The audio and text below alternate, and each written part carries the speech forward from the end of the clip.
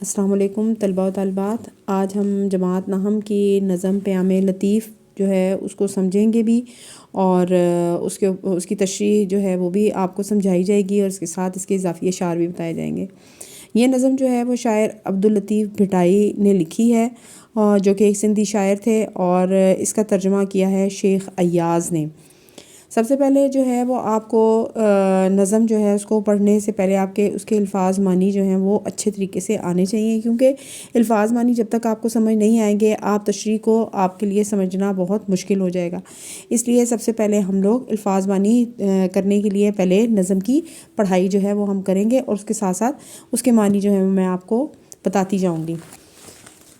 پہلے شعر میں شاعر کہتے ہیں: بے اعتدالیوں سے نجیف و نزار ہیں،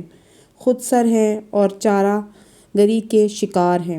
بے اعتدالی کا مطلب ہوتا ہے بے حد سے بڑھ جانا۔ نجیف و نجاز کہتے ہیں بہت زیادہ کمزور یا لاغر کو۔ خود سر یعنی سرکش یا باغی انسان، اور چارہ گری کا معنی ہے کام بنانے والا۔ اس شعر میں جو ہے وہ شاعر کہتے ہیں کہ انسان جب میانہ روی اختیار نہیں کرتا اور اعتدال سے بڑھ جاتا ہے، یعنی جو چیزیں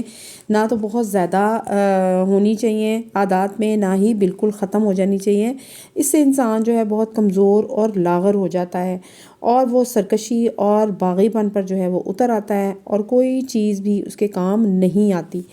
دوسرے شعر میں شاعر کہتے ہیں: بے اعتدالیاں ہوں تو کیا چارہ گر کرے، پرہیز ہی نہ ہو تو دوا کیا اثر کرے۔ یعنی بے اعتدالیاں ہوں، یعنی میانہ روی نہ ہو تو آپ کا کام آنے والا، آپ کی مددگار جو ہے وہ بھی آپ کے لیے کچھ نہیں کر سکتا، اور اگر آپ پرہیز ہی نہ ہو، یعنی اگر آپ کسی چیز میں احتیاط ہی نہیں برتتے تو دوا کیا اثر کرے، یعنی اگر آپ بیمار ہیں، یعنی بے اعتدالی جو ہے یا میانہ روی اختیار نہ کرنا ایک بیماری کے ساتھ شاعر نے جو ہے اس کو مشابہ کیا ہے، اور وہ کہتے ہیں کہ اگر آپ احتیاط نہیں کریں گے اپنی بیماری میں تو آپ جتنی مرضی دوا لیں اس کا کچھ اثر نہیں ہوگا، یعنی آپ صحت یابی کی طرف نہیں جا سکتے۔ تیسرا شعر ہے، شاعر جو ہیں وہ کہتے ہیں: چارہ سازوں میں بیٹھنا سیکھو پھر نہ ہوگا کبھی کوئی آزار۔ یعنی اگر تم چارہ سازوں میں، یعنی جو تمہارے مدد کرنے والے ہیں ان کے ساتھ بیٹھو گے تو تمہارے جو ہے تمہیں کوئی تکلیف نہیں ہوگی، راس آئے گا ان کا قرب تمہیں، یعنی ان کے ساتھ تم اگر بیٹھو گے، ان کے نزدیک بیٹھو گے تو وہ تمہیں چیز جو ہے موافق آئے گی، یعنی تمہیں جو ہے وہ چیز سوٹ کر جائے گی، تمہیں وہ چیز راس آنا شروع ہو جائے گی، تمہارے فائدہ مند کی ہوگی۔ جو بدلتے ہیں فطرت بیمار، یعنی جس کی وجہ سے بیمار کی فطرت یعنی اس کی طبیعت جو ہے وہ بہتر ہو جاتی ہے۔ شعر نمبر 4 ہے، اور کوئی ہو چارہ ساز اگر چارہ درد بے اثر ہو جائے۔ یعنی اگر کوئی آپ کا حال جو ہے وہ ٹھیک کرنے میں آپ کی مدد کرے گا تو آپ کا درد جو ہے اس کا مداوع بھی ہو جائے گا، اور آپ پر دوا بھی اثر کرنے لگے گی۔ اس کو حاجت نہیں مسیحا کی جس پہ محبوب کی نظر ہو جائے۔ یعنی اگر آپ کو محبوب کی نظر آپ پر پڑتی، یعنی یہ عشق حقیقی کے بارے میں جو ہے یہ شاعر نے کہا ہے کہ اگر کوئی حاجت، اگر آپ کو کوئی ضرورت پیش آ جاتی ہے تو آپ کو آپ کی مددگار ہی، جو آپ کو بیمار جو ہے وہ ٹھیک کرنے والا یعنی اللہ تعالیٰ کی ذات ہی آپ کو اس میں آرام بھی دے گی۔ جس پہ محبوب کی نظر ہو جائے، یعنی جس پر اللہ جو ہے وہ توجہ دینا شروع کرے تو اس کی بیماری بھی جو ہے وہ دور ہو جائے گی۔ 5ویں شعر میں شاعر کہتے ہیں: تیری ہی ذات اول و آخر، تو ہی قائم ہے اور تو ہی قدیم۔ یعنی اللہ تعالیٰ کی طرف جو ہے وہ اشارہ ہے شاعر کا، اور وہ کہتے ہیں کہ یا اللہ تو ہی برقرار رہنے والا اور تو ہی پرانا ہے، تجھ سے وابستہ ہر تمنا ہے، یعنی میری جتنی بھی امیدیں ہیں وہ ساری یا اللہ تیرے ساتھ لگی ہوئی ہیں، تیرا ہی آسرا ہے، یعنی تیرا ہی سہارا ہے، اے رب کریم، یعنی اے کرم کرنے والے رب۔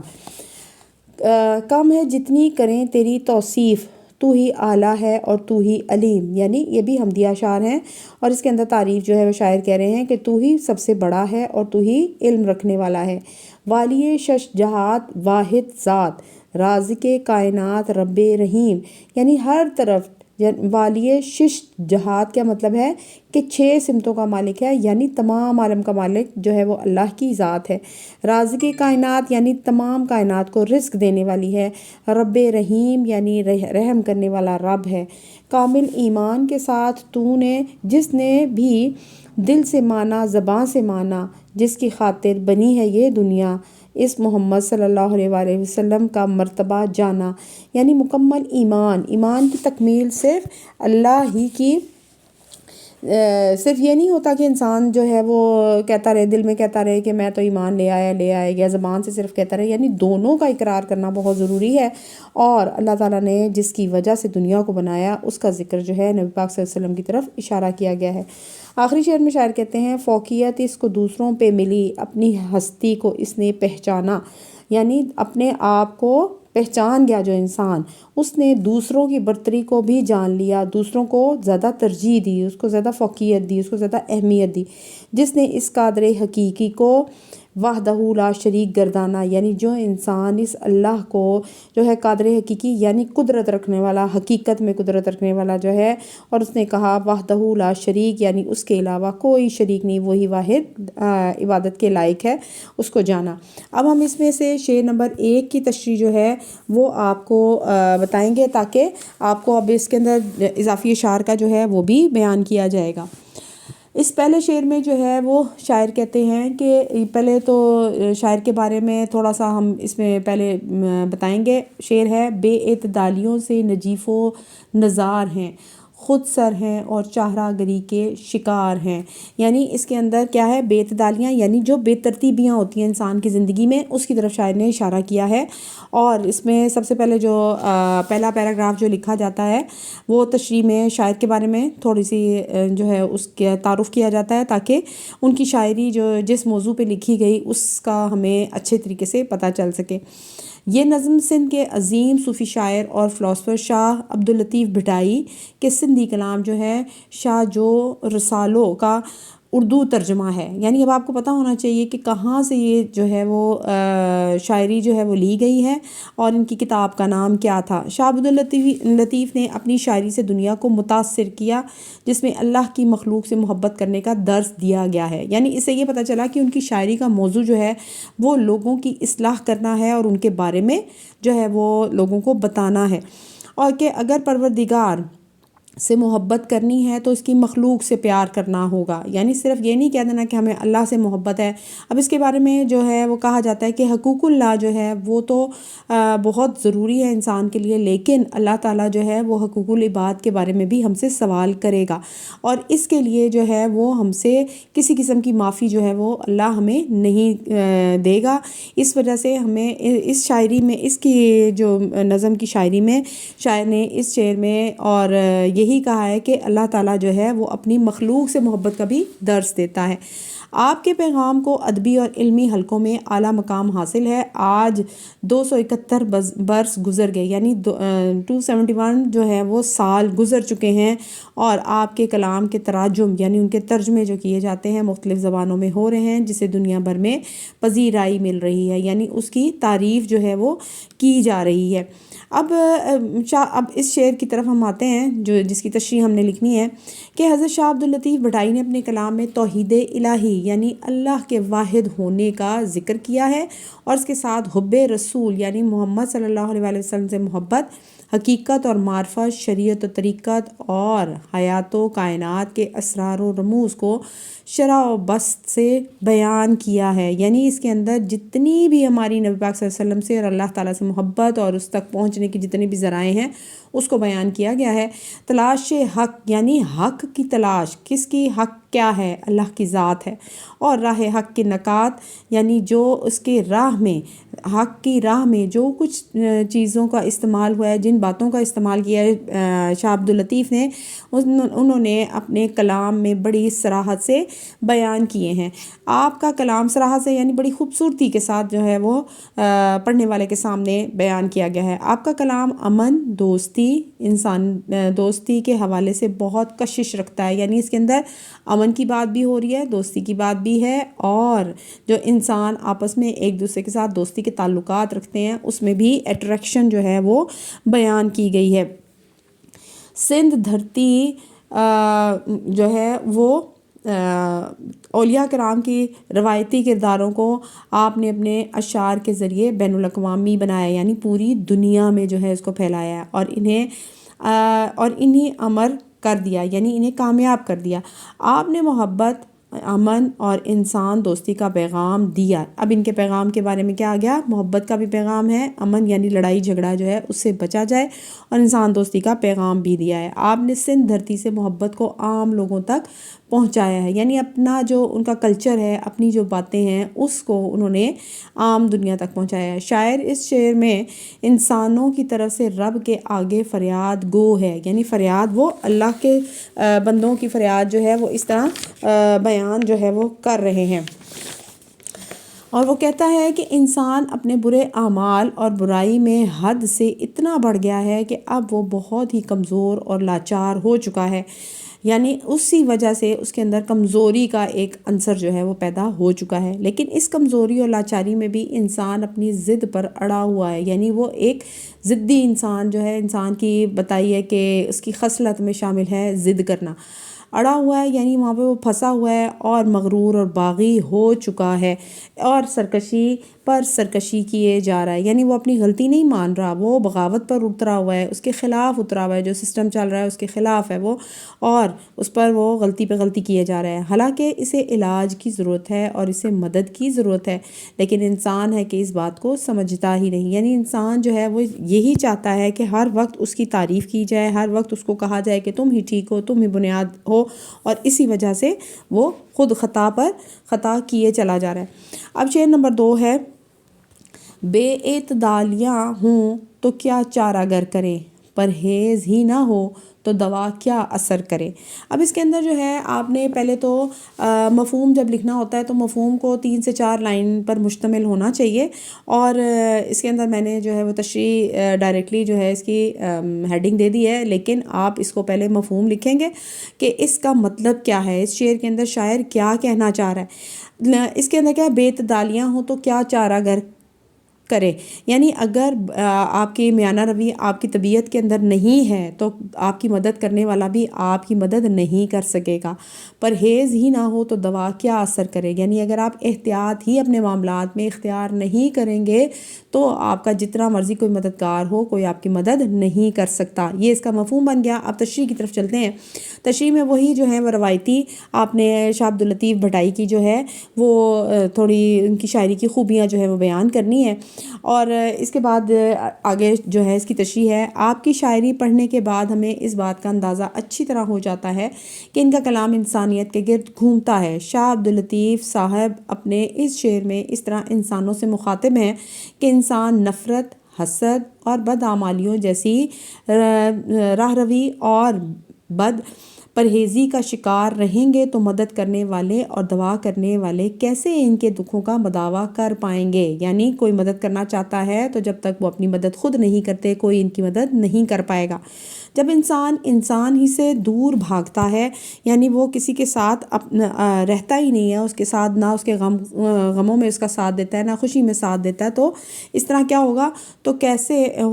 کیسے خود کی مدد کر پائے گا، یعنی اگر وہ کسی کی مدد کرے گا تو کوئی اس کی مدد کرنے کے لیے بھی تیار ہوگا۔ انسان کا کام ہے کہ وہ بیدار رہے، یعنی یہ نہیں کہ وہ غافل رہے اپنی ذمہ داریوں سے، اپنی اعمالوں سے، ان تمام چیزوں کے لیے اس کو کھلی آنکھوں سے دیکھے اور حقیقت کو پہچانے، یعنی خود کو شعور کی آنکھ وہ کھول کر رکھے اور دیکھے کہ حقیقت میں چیز کیا ہے، اور بد پرہیزی کو چھوڑ دے، تب جا کر دوا اپنا اثر دکھائے گی، یعنی اگر یہ تمام کام کرے گا تب ہی اس کے اوپر دوسرے لوگوں کی نصیحت یا وصیحت جو ہے وہ کام کر پائے گی۔ شاعر کہتا ہے کہ جب ایک مریض کے مرض کا علاج کیا جاتا ہے تو اسے دوا کے ساتھ ساتھ پرہیز بھی بتلایا جاتا ہے، یعنی جب اس کو کوئی انسان اگر بیمار ہو جائے تو اس کو ڈاکٹر کے پاس لے جایا جاتا ہے، ڈاکٹر دوا تو دیتا ہے لیکن ساتھ میں پرہیز کرنے کی بھی تاکید کرتا ہے، اور بتلایا جاتا ہے جو کہ دوا سے زیادہ اثر رکھتا ہے، یعنی دوا جو ہے وہ اس سے زیادہ بہتر ہے کہ انسان پرہیز کرے، لیکن جب مریض پرہیز نہ کرے صرف دوا کھاتا رہے گا تو دوا بھی اثر کرنا چھوڑ دیتی ہے اور مرض جوں کا توں رہتا ہے، یعنی علاج کے لیے جو ہے وہ پرہیز کرنا بھی ضروری ہے۔ اگلا شعر ہے ہمارے پاس شعر نمبر 3، چارہ سازوں میں بیٹھنا سیکھو پھر نہ ہوگا کبھی کوئی آزار، راس آئے گا ان کا قرب تمہیں جو بدلتے ہیں فطرت بیمار۔ اب اس کا مفہوم کیا بنتا ہے آپ کے پاس کہ یعنی جو آپ کے کام آنے والے لوگ ہیں، جو آپ کے مسائل کو حل کرتے ہیں، ان کے پاس بیٹھنا سیکھو، یعنی ان کے پاس تم بیٹھا کرو، اور پھر بھی کوئی تمہاری مشکل جو ہے وہ مشکل نہیں رہے گی، اور تمہاری تکلیف جو ہے وہ ختم ہو جائے گی۔ راس آئے گا ان کا قرب تمہیں، یعنی وہ چیز تمہارے ساتھ تمہیں مدد کرے گی، وہ تمہیں راس آئے گی، تمہیں موافق آئے گی۔ ان کا قرب یعنی ان کا قریب بیٹھنا، جو بدلتے ہیں فطرت بیمار، یعنی کہ جو بیمار کی طبیعت یا نیک لوگوں کی صحبت جو ہے اس کی وجہ سے انسان جو ہے اس کے اندر بہت سی تبدیلیاں جو ہیں وہ آ جاتی ہیں۔ اب تشریح کی طرف چلتے ہیں۔ تشریح کے اندر بھی جو ہے وہی اسی طرح روایتی جو ہے وہ شاعر کے بارے میں بیان کیا گیا، اور پھر اس کے بعد اب اس شعر میں آپ فرماتے ہیں کہ اگر انسان اولیاء اللہ کی صحبت میں بیٹھے، یعنی اولیاء اللہ یعنی اللہ کے دوست، یعنی جو اللہ کے قریب ہیں، اللہ سے محبت کرنے والے ہیں، اللہ کی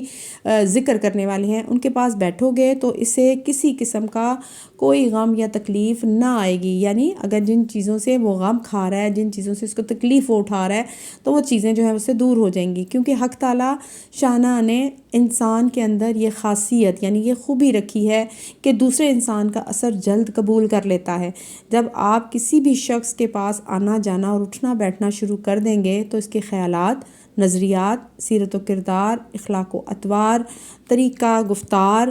سے متاثر ہوتے چلے جائیں گے، اور کچھ ہی عرصہ میں آپ کی شخصیت ان کی شخصیت میں بہت حد تک ڈھل جائے گی۔ یعنی کہتے ہیں نا انسان اپنی صحبت سے پہچانا جاتا ہے، کہتے ہیں میں انگلش میں اس کی کہاوت ہے man is known by his own company he keeps, یعنی انسان اپنی صحبت سے پہچانا جاتا ہے کیونکہ اس کے جب ایک شخص جو ہے وہ دوسرے شخص کے پاس مستقل بیٹھتا ہے، مستقل اس سے آپس میں ایک دوسرے کے ساتھ بات چیت کا وقت گزرتا ہے، تو ایک دوسرے کی عادات وغیرہ جو ہیں وہ خود بخود دوسرے کے اندر منتقل ہونا شروع ہو جاتی ہیں۔ تو اس سے معلوم ہوا کہ سامنے والے کی باتوں اور اس کے طور طریقوں کا آپ پر اچھا یا برا اثر ضرور پڑے گا۔ قرآن کریم اور احادیث نبویہ میں انسان کی اس نفسیاتی کیفیت کو مد نظر رکھ کر جا بجا نیک لوگوں کی صحبت اور ان کی ہم نشینی پر زور دیا گیا ہے کہ اللہ تعالیٰ کے نیک بندوں سے میل جول اور ان سے تعلق اختیار کرنا انسان کی زندگی میں مثبت تبدیلی میں بڑا گہرا اثر رکھتا ہے۔ یعنی انسان کے لیے اللہ اور اس کے رسول نے بھی جو ہے وہ نیک صحبت کے بارے میں حکم دیا ہے۔ اب تقوی اور اہل اللہ کی صحبت، ارشاد باری تعالیٰ یعنی قرآن پاک میں اللہ تعالیٰ کیا ارشاد فرماتے ہیں، اے ایمان والو اللہ جل شانہ کا تقوی اختیار کرو۔ تقوی کو کیا چیز ہوتی ہے؟ یعنی اللہ کی پرہیزگاری اختیار کرو، اور اس کے بارے میں جو ہے وہ آپ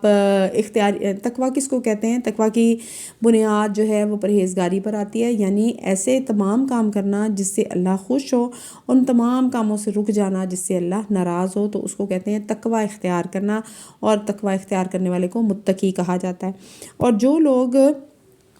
دین میں سچے اور پکے ہیں ان کے ساتھ رہو، یعنی نیک صحبت کا حکم دیا گیا ہے۔ شاعر کہتا ہے کہ ایسے لوگوں کی صحبت گناہ گاروں اور سیاہ کاروں کے لیے بہت فائدہ مند ہوتی ہے۔ یعنی ایسے لوگوں کی صحبت یعنی نیک لوگوں کی صحبت جو ہے، جو گناہ گار ہیں ان کو لازماً بیٹھنا چاہیے ان کے پاس، تاکہ ان کے اندر جو ہے وہ مثبت اثرات آنا شروع ہو جائے، یعنی پازیٹیوٹی آنا شروع ہو جائے۔ اولیاء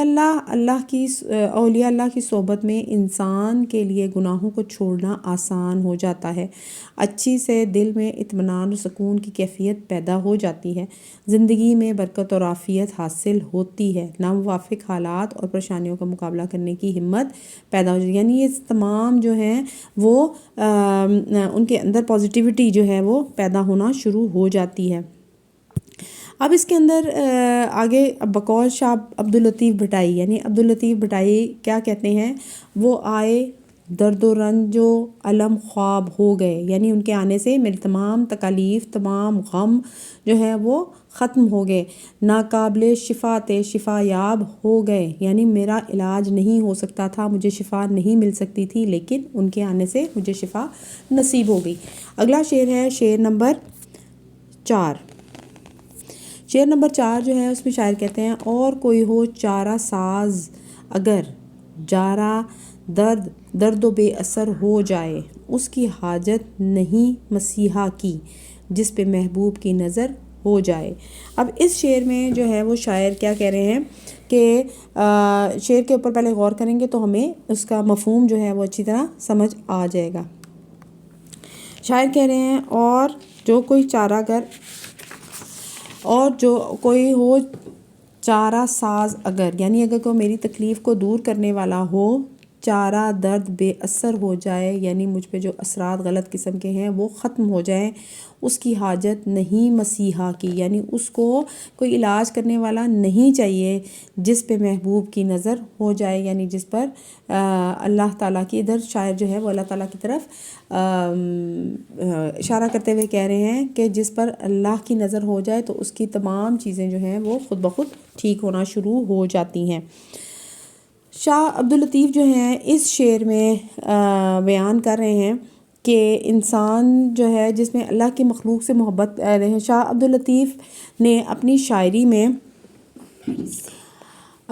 شاعری سے دنیا کو متاثر کیا جس میں اللہ کی مخلوق سے محبت کا درس دیا گیا ہے۔ اگر پروردگار سے محبت کرنی ہے تو اس کی مخلوق سے پیار کرنا ہوگا، یعنی جیسے میں نے آپ کو شروع میں بتایا کہ عبداللطیف بھٹائی جو ہیں ان کی شاعری کے جو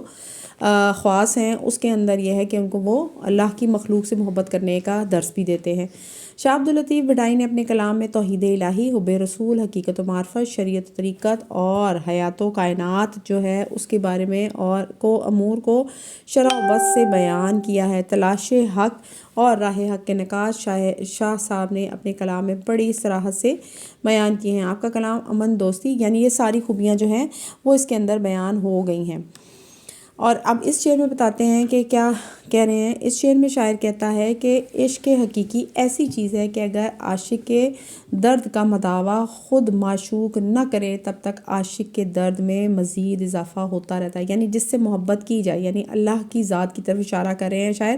اور کہہ رہے ہیں کہ جب تک وہ ہمارا جو ہم عاشق ہیں نبی پاک اللہ تعالیٰ کے اور معشوق ہم اپنے آپ کو، شاعر اس میں کہہ رہا ہے کہ جب تک کہ ہمارا عاشق ہمارے درد کی دوا نہ کرے تو ہماری درد مزید جو ہے وہ بڑھتا جاتا ہے اور اس کا علاج نہیں ہو سکتا۔ شاعر کہتا ہے کہ دنیا کے تمام طبیب اس درد و تکلیف کو کم کرنے میں ناکام ہوتے ہیں جو عشق حقیقی میں مبتلا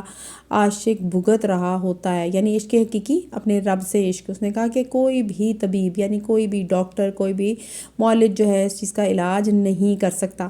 یہاں تک کہ خود محبوب اپنی نظر کرم نہ کر دے، اور جب محبوب کی نظر ہو جائے تو عاشق کو کسی مسیحا اور طبیب کی ضرورت نہیں رہتی، یعنی جب اللہ کا نظر کرم ہو جائے تو اسے کسی اور کی ضرورت نہیں رہتی۔ دنیاوی طبیب یعنی دنیا کے طبیب اس کی تکلیف کو دور کرنے میں کسی کام کا نہیں ہے، بلکہ وہ صرف وہی اللہ ہے جو اس حالت میں اسے دیکھتا اور اس کی دیکھ بھال کرتا ہے، یعنی اللہ تعالیٰ ہی وہ واحد ذات ہے جو اپنے بندوں سے بے انتہا محبت کرتا ہے۔ اب بقول شاہ عبداللطیف بھٹائی کیا کہتے ہیں، میرا ہادی، میرا حبیب ہوا مل گیا ایک مہرباں مجھ کو، لے گیا اپنے ساتھ درد میرا دے کے آرام جسم و جاں مجھ کو۔ اگلا شعر ہے اور دوسرا جو ہے اضافی شعر اس کے اندر آ سکتا ہے، جب سے محبوب چارہ ساز ہوا ہو گیا دور دل کا ہر آزار، وہی غم خوار بن کے آیا ہے ہم سمجھتے رہے جسے قہار۔ اب شعر نمبر 5 ہے، تیری ہی ذات اول و آخر، تو ہی قائم ہے اور تو ہی قدیم، تجھ سے وابستہ ہر تمنا ہے تیرا ہی آسرا ہے رب کریم۔ اب اس کا مفہوم کیا بنتا ہے کہ شاعر کہتے ہیں تیری ہی ذات اول و آخر، کس کی ذات اول و آخر ہے؟ اللہ کی ذات، یعنی یہ عشق حقیقی کا جو ہے وہ شعر ہے، اور اس کے اندر شاعر جو ہے وہ اللہ کی وحدانیت کا جو ذکر ہے وہ کر رہے ہیں اور معرفت الہی کا جو ہے وہ ہمیں سبق دے رہے ہیں۔ اور حمدیہ انداز میں شاعر کہتے ہیں کہ تیری ہی ذات اول اور آخر ہے، یعنی پہلے بھی، دنیا بننے سے پہلے بھی تو ہی تھا اور دنیا ختم ہونے کے بعد بھی یا اللہ تیری ہی ذات ہے۔ تو ہی قائم ہے یعنی تو ہمیشہ رہنے والا ہے، اور تو ہی قدیم ہے یعنی تو ہی بہت پرانا بھی ہے، یعنی شروع سے ہے۔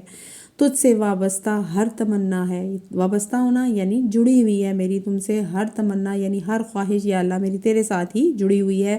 تیرا ہی آسرا ہے یعنی تیری ہی امید ہے، تیرا ہی تعلق ہے میرے ساتھ، یا تیرا ہی حوصلہ ہے میرے ساتھ رب کریم، اے میرے کرم کرنے والے رب، یعنی عشق حقیقی یا وحدانیت کی طرف آتا ہے۔ یہ اس کا مفہوم بن گیا۔ اب اس شعر میں شاعر جو ہیں وہ اللہ کی تعریف بیان کرتے ہوئے کہتا ہے کہ اللہ تعالیٰ کا وجود کامل یعنی مکمل وجود اس کائنات کے آغاز سے ہے اور اس کے اختتام کے بعد ہی بھی قائم رہے گا۔ اس شعر میں اللہ تعالیٰ کی تعریف کی گئی ہے اور اس کی مختلف صفات یعنی اس کی مختلف خوبیاں جو ہیں وہ بیان کی جا رہی ہیں، اور اس کے اندر شاعر جو ہے وہ بیان کیا گیا ہے کہ اللہ تعالیٰ نے جب بھی کوئی بھی چیز پیدا نہیں فرمائی تھی تب بھی اللہ سبحانہ و تعالیٰ کی ذات موجود تھی، اور جب سب کچھ فنا ہو جائے گا تب بھی خدا تعالیٰ کی ذات ہی باقی رہے گی۔ بقول غالب نہ تھا کچھ تو خدا تھا، کچھ نہ ہوتا تو خدا ہوتا۔ اب آگے جو ہے قرآن کریم کی آیت کا جو ہے ادھر حوالہ دیا جا رہا ہے، اور قرآن کریم میں ارشاد ہوا زمین پر جتنی مخلوق ہے سب فنا ہونے والی ہے اور تمہارے رب کی عظمت اور بزرگی والی ذات باقی رہے گی۔ یہ سورۃ الرحمن کی آیت نمبر 28 سے جو ہے اس کے ساتھ تعلق جوڑا گیا ہے۔ شاعر کہتا ہے کہ ہر خواہش اور ضرورت کو پورا کرنے والی ذات اللہ سبحانہ و تعالیٰ کی ہی ہے، جس کے ساتھ ہر انسان کی ضروریات اور خواہشات وابستہ ہیں، یعنی اس کے ساتھ جڑی ہوئی ہیں کہ وہ تمام خواہشات کا مرکز یا وہ اسی سے اپنی دعا جو ہے وہ چاہتا ہے اور اسی سے اپنی خواہشات کا خواہش مند ہے کہ اس کا رب اس کی ہر خواہش کو پورا کرے گا اور اس کے کبھی رد نہیں کرے گا۔ وہ کہتا ہے کہ اے کرم کرنے والے رب، ہم جیسے گناہ گاروں کو صرف اور صرف ایک تیرا ہی سہارا ہے۔ بقول شاعر کیا کہتے ہیں، پروردگار عالم تیرا ہی ہے سہارا، تیرے سوا جہاں میں کوئی نہیں ہمارا۔ شعر نمبر 6 کی طرف آتے ہیں۔ کم ہے جتنی کریں تیری توصیف، یعنی توصیف صفت سے نکلا ہے، خوبی ہے، یعنی شاعر اس میں کیا کریں کہ یا اللہ ہم جتنی بھی تیری تعریف کریں وہ کم ہے، تو ہی اعلیٰ ہے، تو ہی علیم ہے، یعنی تو ہی سب سے بڑا ہے، تو سب کچھ جاننے والا ہے۔ والی شش جہات واحد ذات، رازق کائنات رب رحیم۔ اس میں شاعر جو ہیں وہ بھی یہ حمدیہ اشعار ہیں، اور اس کے اندر شاعر نے جو ہیں وہ اللہ تعالیٰ کی خوبیاں جو ہیں اس کی تعریف جو ہے اس کے ناموں کے ساتھ جو ہے اس کی صفات کو بیان کیا ہے بڑی خوبصورتی کے ساتھ۔ تو یہ جو میں نے آپ کو اوپر بتایا یہ آپ کے پاس اس کا مفہوم آ گیا۔ اب اس کی تشریح کی طرف آتے ہیں۔ شاعر اس شعر میں کہتے ہیں کہ انسان اللہ تعالیٰ کی تعریف بیان نہیں کر سکتا، مگر اللہ تعالیٰ کی تمام مخلوق ہر جاندار اللہ کی تعریف اور توصیف یعنی اس کی صفت بیان کرنے میں مگن ہے، گم ہے۔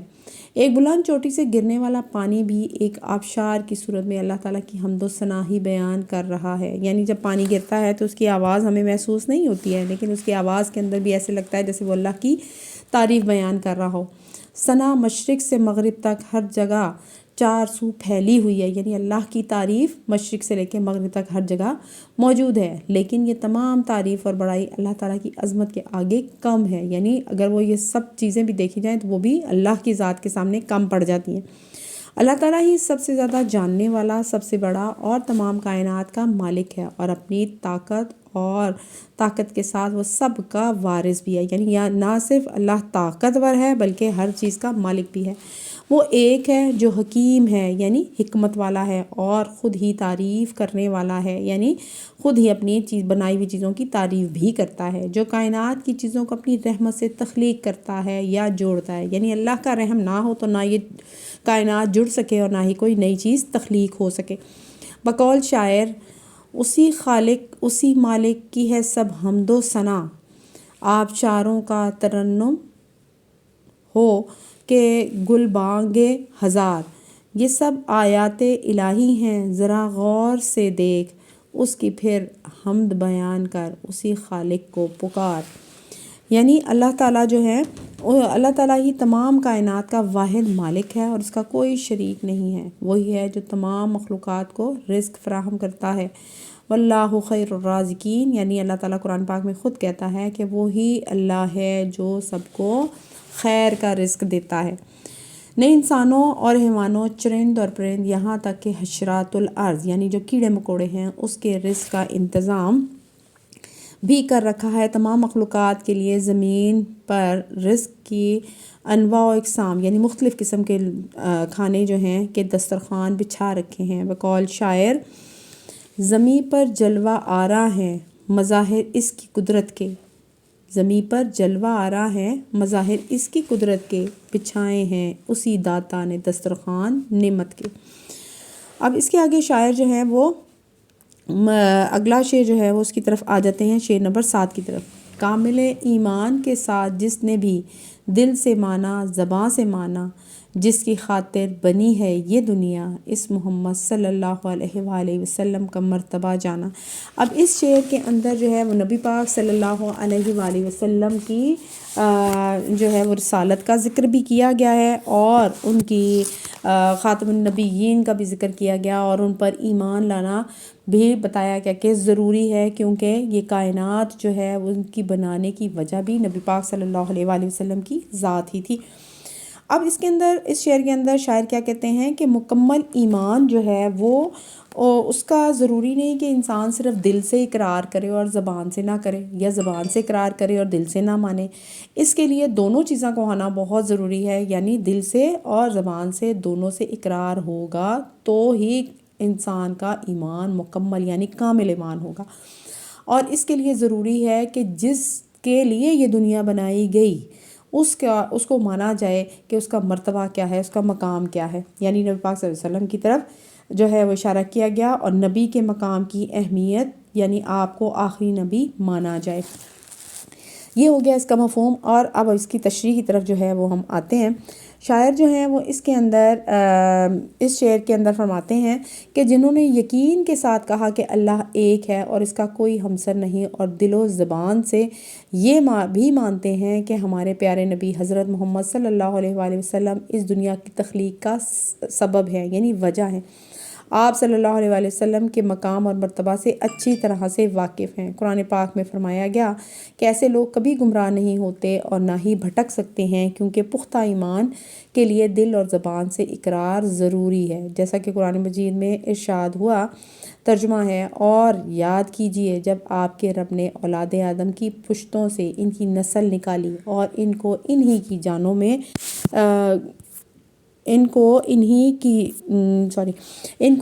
جانوں میں پر گواہ بنایا، اور فرمایا کیا میں تمہارا رب نہیں ہوں؟ وہ سب بول اٹھے کیوں نہیں، تو ہی ہمارا رب ہے، ہم گواہی دیتے ہیں، تاکہ قیامت کے دن یہ نہ کہو کہ ہم اس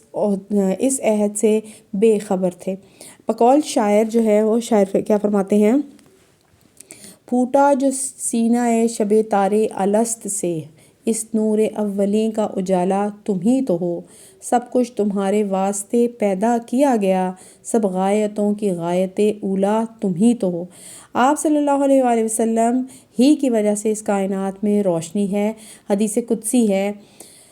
ترجمہ ہے، اے نبی صلی اللہ علیہ وآلہ وسلم، آپ کو پیدا نہ کرتا تو یہ کائنات نہ پیدا کرتا، یعنی اللہ تعالیٰ نے آپ ہی کی وجہ سے یہ کائنات جو ہے اس کا وجود جو ہے وہ بنایا۔ اس شعر میں شاعر نے نبی اکرم صلی اللہ علیہ وسلم کے مقام اور مرتبے کو جاننے اور ماننے کی بات کی ہے۔ اللہ تعالیٰ نے اس کائنات کی ہر شے نبی پاک صلی اللہ علیہ وآلہ وسلم کے لیے بنائی ہے، اور اگر وہ نہ ہوتے تو یہ جہاں بھی نہ ہوتا، اور دنیا کے ہر نیک شخص سے زیادہ بہترین اور نیک حضرت محمد صلی اللہ علیہ وآلہ وسلم ہی ہیں، ان کا رتبہ باقی تمام انسانوں سے بھی زیادہ ہے۔ حضور اکرم صلی اللہ علیہ وسلم وجہ تخلیق کائنات ہیں۔ بقول شاہ عبداللطیف بھٹائی، جنہوں نے دل سے اس یکتا کو مانا، محمد کو بصد اخلاص جانا، نہ ان کو کوئی گمراہی کا خطرہ، نہ ان سے دور ہے اس کا ٹھکانہ۔ اب اس شعر کی مناسبت کے ساتھ آپ کو جو ہے ایک اور قرآنی آیت ہے، اس کا ترجمہ جو ہے وہ آپ کے سامنے آتا ہے کہ اس کے اندر کہا گیا کہ اللہ تعالیٰ ارشاد فرماتے ہیں، میں ایک پوشیدہ راز تھا، اور میں نے چاہا کہ مجھے جانا جائے، مجھے پہچانا جائے، پھر میں نے اپنے نور سے نور محمدی کو تخلیق کیا، اور پھر اس کے بعد ان سے نور لے کر اس دنیا کو تخلیق کیا۔ یعنی اللہ تعالیٰ نے جو پہلی روح جو ہے وہ پہلی جو چیز تخلیق کی وہ نبی پاک صلی اللہ علیہ وآلہ وسلم کی روح تھی، اور اس کا ذکر جو ہے اللہ تعالیٰ نے قرآن پاک میں بڑی خوبصورتی سے بیان کیا۔ اب اس نظم کے آخری شعر کی طرف آتے ہیں۔ شعر نمبر 8 ہے، فوقیت اس کو دوسروں پہ ملی، اپنی ہستی کو اس نے پہچانا، جس نے اس قدر حقیقی کو وحدہ لا شریک گردانا۔ اب اس شعر کے اندر جو ہے وہ شاعر بڑی خوبصورتی سے جو ہے انسان کو جو ہے اس بات پر کہہ رہا ہے کہ کون سا انسان بہترین انسان ہے، یعنی جو انسان اپنی حقیقت کو جانے، اپنی آپ کو جانے کہ وہ کیا ہے، تو اس کے لیے اسے جو ہے پہلے اپنے آپ کو پہچاننا ضروری ہے، اور جس نے اس قادر حقیقی یعنی اس رب کو جان لیا، اس وحدہ لا شریک گردانا کہ وہی واحد ہے اور اس کا کوئی شریک نہیں، اور اس چیز کو وہ مان گیا۔ شاعر اس شعر میں کہتا ہے کہ انسان اگر اپنی ہستی کو پہچانے تو خدا کی ہستی کو پہچان سکتا ہے، جیسے کہ ارشاد نبوی صلی اللہ علیہ وآلہ وسلم ہے، من عرف نفسہ فقد عرف ربہ، یعنی جس نے اپنے نفس کو پہچانا اس نے اپنے رب کو پہچانا۔ اس سے معلوم ہوا کہ انسان کا دل ایک آئینہ ہے، اور اس میں جتنا غور سے دیکھے گا اس دن یہی معرفت خداوندی حاصل ہوگی، یعنی اللہ کی پہچان حاصل ہو جائے گی۔ انسان در حقیقت ایک سفید پانی کا قطرہ ہے جس میں یہ تمام عجائبات رونما ہوتے ہیں۔ عجائبات یعنی عجیب و غریب چیزیں، مثلا عقل ہے، ادراک یعنی کسی چیز کی پہچان ہے، جسمانی اعضاء یعنی ہمارے جسم کے مختلف حصے ہیں، ہڈی ہے، گوشت وغیرہ ہے، اور یہ جانتا ہے کہ صرف ایک پانی کا قطرہ ہونے کی وجہ سے یہ سب خود تو نہیں بنا، بلکہ خالق دو جہان قادر مطلق نے اپنے من مرضی کے مطابق بنایا، اور اس طرح اپنے پروردگار حقیقی کی معرفت کو یعنی اللہ کی معرفت کو، اللہ کو پہچان گیا کہ ضرور پہچان لے گا، اور اس کا پروردگار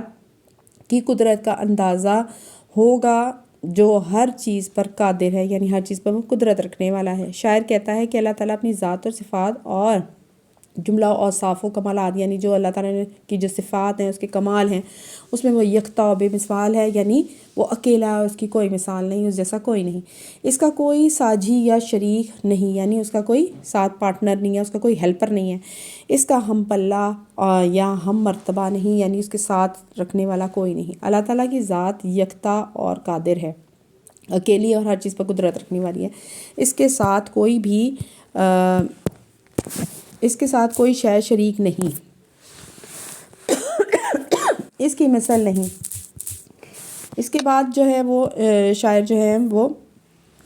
ارشاد کرتے ہیں کہ مثال اس کے ساتھ نہیں، اور کوئی چیز اللہ تعالیٰ کو کمزور